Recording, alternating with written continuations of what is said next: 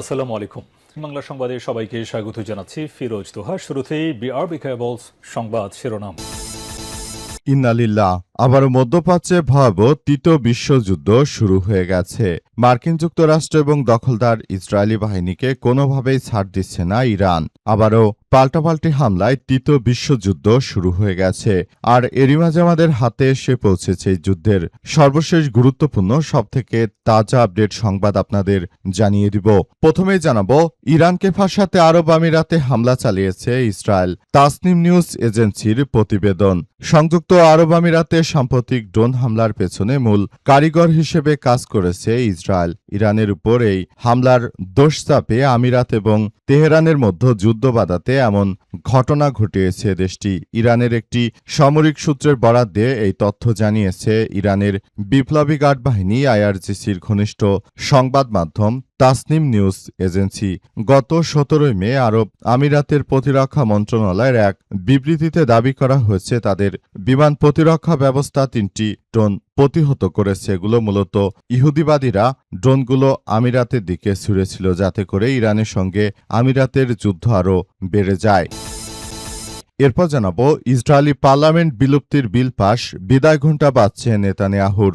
ইসরায়েলের পার্লামেন্টের নেসেটে আগাম নির্বাচন এবং পার্লামেন্ট বিলুপ্ত করা সংক্রান্ত একটি বিল পাশ করা হয়েছে আজ। এই বিলের পক্ষে ভোট দিয়েছে ১১০ জন আইন প্রণেতা। কেউ বিপক্ষে অবস্থান নেয়নি বলে জানিয়েছে নেসেটের স্পিকার আমির ওহানা। নিরাপত্তা সংক্রান্ত একটি বৈঠকের কারণে ভোটাভুটির সময় নেসেটে উপস্থিত ছিলেন না দেশটির প্রধানমন্ত্রী বেনিয়ামিন নেতানিয়াহু। এদিকে যুক্তরাষ্ট্র ইরান আলোচনায় ক্ষুব্ধ নেতানিয়াহু চড়লেন ট্রাম্পের উপর। যুক্তরাষ্ট্র এবং ইরানের মধ্যে চলমান কূটনৈতিক আলোচনা সমঝোতার প্রচেষ্টা নিয়ে গভীর হতাশা ও তীব্র ক্ষোভ প্রকাশ করেছে ইসরায়েলের প্রধানমন্ত্রী বেনিয়ামিন নেতানিয়াহু এবং তার দাবি, ইরানের উপর সামরিক হামলা চালাতে বিলম্ব করায় এই সিদ্ধান্ত কেবল তেহরানকেই কৌশলগত লাভবান করেছে। এবারে জানাবো, ইরান যুদ্ধ বন্ধে মার্কিন প্রস্তাবে ট্রাম্পের বিপক্ষে দাঁড়ালেন ৪ রিপাবলিকান। ওয়ার পাওয়ার ফ্যাক্টের প্রতিবেদন। ইরানের সঙ্গে চলমান যুদ্ধ বন্ধ করতে প্রেসিডেন্ট ডোনাল্ড ট্রাম্পের বিরুদ্ধে দাঁড়িয়ে গেছেন তারই দলের ৪ রিপাবলিকান সিনেটর। আজ ওয়ার পাওয়ার ফ্যাক্টের আওতায় একটি প্রস্তাব পাশ হয়েছে, যাতে কংগ্রেসের অনুমোদন ছাড়া ইরানে মার্কিন সামরিক অভিযান চালিয়ে যাওয়ার ক্ষমতা প্রেসিডেন্টের হাত থেকে কেড়ে নেওয়ার পথ প্রশস্ত করেছে। প্রস্তাবটি ৫০/৪৭ ভোটে পাশ হয়েছে। এবং সর্বশেষ জানাবো, সরকারের কাছে জাস্টিস কার্ড চাই বললেন হাসনাত আব্দুল্লাহ।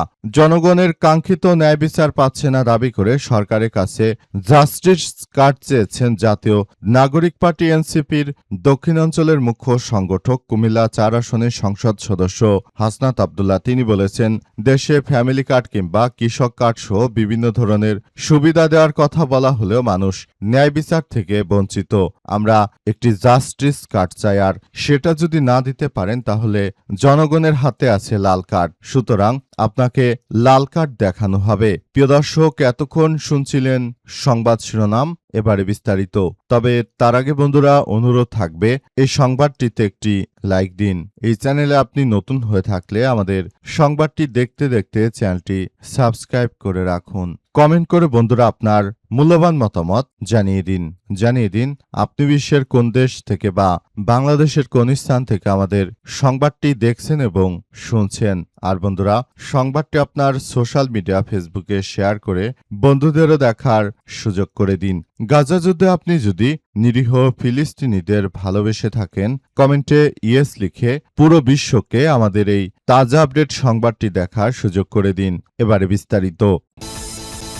তাসনিম নিউজ এজেন্সির প্রতিবেদন। ইরানকে ফাঁসাতে আরব আমিরাতে হামলা চালিয়েছে ইসরায়েল। সংযুক্ত আরব আমিরাতকে সাম্প্রতিক ড্রোন হামলার পেছনে মূল কারিগর হিসেবে কাজ করেছে ইসরায়েল। ইরানের উপরেই হামলায় দোষ চাপিয়ে আমিরাত ও তেহরানের মধ্যে যুদ্ধ বাধাতে এমন ঘটনা ঘটিয়েছে দেশটি। ইরানের একটি সামরিক সূত্রে বরাত দিয়ে আজ এই তথ্য জানিয়েছে ইরানের বিপ্লবী গার্ড বাহিনী আইআরজিসির ঘনিষ্ঠ সংবাদ মাধ্যম তাসনিম নিউজ এজেন্সি। গত ১৭ মে আরব আমিরাতের প্রতিরক্ষা মন্ত্রণালয়ের এক বিবৃতিতে দাবি করে তাদের বিমান প্রতিরক্ষা ব্যবস্থার 3টি ড্রোন প্রতিহত করেছে। ড্রোনগুলো পশ্চিম সীমান্ত দিয়ে আমিরাতের আকাশে প্রবেশ করেছিল।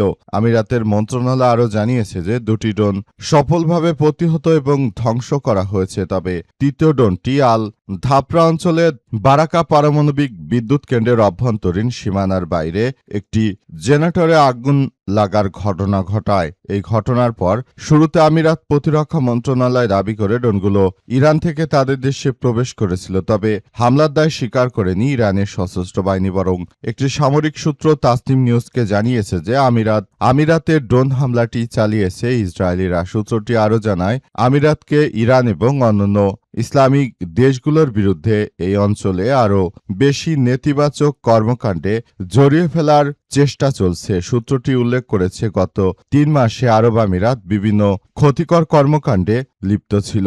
আমিরাতের বিরুদ্ধে যখনই কোনো অভিযান চালিয়েছে ইরান তা সুস্পষ্টভাবে জানিয়ে দিত ইরান। তবে নতুন করে যে হামলা চালানো হয়েছে এটি জায়নবাদীরা চালিয়েছে, কারণ তারা মুসলিম দেশগুলোর মধ্যে যেন যুদ্ধ বেঁধে যায় এমন সন্ত্রাসী কার্যক্রম শুরু করেছে জায়নবাদীরা। তাই তারা আমিরাতের উপর আক্রমণ চালিয়ে নিজেরা ভালো সাজার চেষ্টা করছে।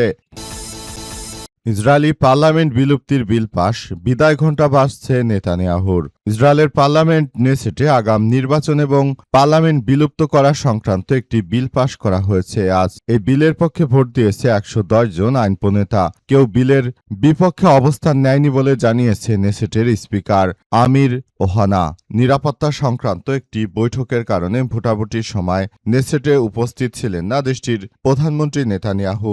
এ বিল অনুমোদনের ফলে ইসরায়েলে আগাম নির্বাচনের পথ প্রশস্ত হয়েছে। সাম্প্রতিক একাধিক জরিপ থেকে বলছে, যদি আগাম নির্বাচন হয় তাহলে নেতানিয়াহুর পরাজিত হওয়ার সম্ভাবনা 100%। এমনকি যদি নির্ধারিত সময়ে নির্বাচন হয় তবু নেতানিয়াহু এবং তার দল লিকুদ পার্টির জয়ের আশঙ্কা ক্ষীণ হয়ে উঠেছে।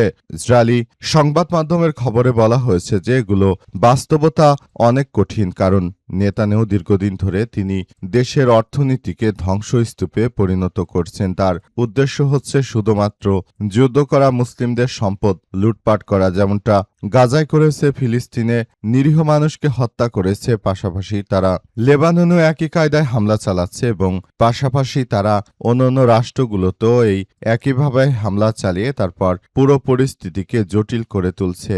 এগুলোই মূলত ভবিষ্যতের দিকে আরও একটি ভয়ঙ্কর পরিস্থিতির জন্য অপেক্ষা করতে হচ্ছে বলে এমন তথ্য সামনে এসেছে। এবং দখলদার জায়নবাদী প্রধানমন্ত্রী এই নেতানিয়াহুর কুখ্যাত সন্ত্রাসী বাহিনীকে দমন করার জন্য ইরানের ইসলামী বিপ্লবী গার্ড বাহিনীর সদস্যরা তারা পুরোদমে কাজ করছে। তারপরও দখলদারদের বিরুদ্ধে কোনো কার্যকর পদক্ষেপ আসলে কেউই নিতে পারেনি, কারণ এই মুহূর্তে সবাই আসলে হতচকিত হয়ে গেছে যে কি হতে কি হয়ে গেল।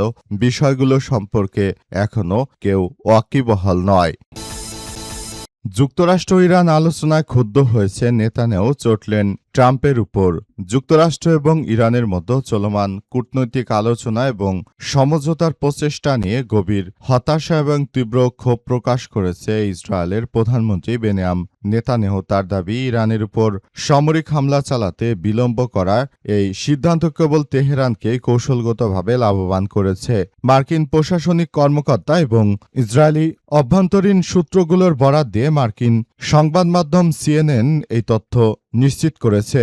একটি নির্ভরযোগ্য সূত্রে দেওয়া তথ্য অনুযায়ী মার্কিন প্রেসিডেন্ট ডোনাল্ড ট্রাম্প এবং ইসরায়েলের প্রধানমন্ত্রী বেনিয়ামিন নেতানিয়াহুর মধ্যে মঙ্গলবার 19 মে এক উত্তপ্ত ও উত্তেজনাপূর্ণ ফোনালাপ অনুষ্ঠিত হয়েছে। দীর্ঘ 1 ঘণ্টাব্যাপী স্থায়ী এই ফোনালাপে ইরানের বিরুদ্ধে চলমান যুদ্ধ এবং পরবর্তী কৌশলগত পদক্ষেপ কিভাবে নেওয়া উচিত সে বিষয়ে দুই দেশের শীর্ষ নেতাদের মধ্যে গভীর মতপার্থক্য স্পষ্ট হয়েছে বলে এমন তথ্য সামনে এসেছে। বর্তমান সময়ে এই বিষয়গুলোকে খুবই গুরুত্ব সহকারে দেখা হচ্ছে এবং এগুলো নিয়ে তারা ব্যাপকভাবে কার্যক্রম চালিয়ে যাচ্ছে বলে এমন তথ্য সামনে এসেছে। দখলদারদের এই সন্ত্রাসী কার্যক্রমগুলো কিভাবে বন্ধ করা যায় সেগুলো নিয়ে তারা ইতিমধ্যেই কাজ শুরু করেছে।